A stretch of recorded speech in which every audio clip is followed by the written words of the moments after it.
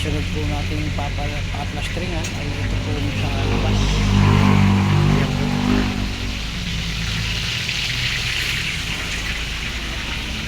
Ayan. Paikot na po yan. Meron na pong palitada tayo. Ayan po. Plastring na po lahat yan. At meron na rin po tayong nasimulan na trusses.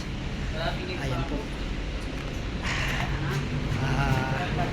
Meron po kasi tayong atin dun sa harap. Para makita na po yung resulta ng trusses.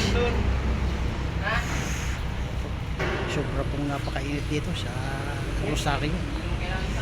Matindi po ang init mga kaporman.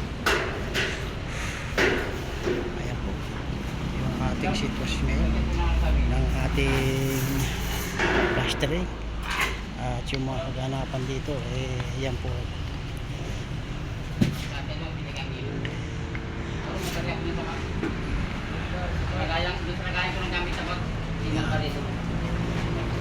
Patuloy po yung ating gawaan po dito. Patuloy din po yung ating setup ng ating classes.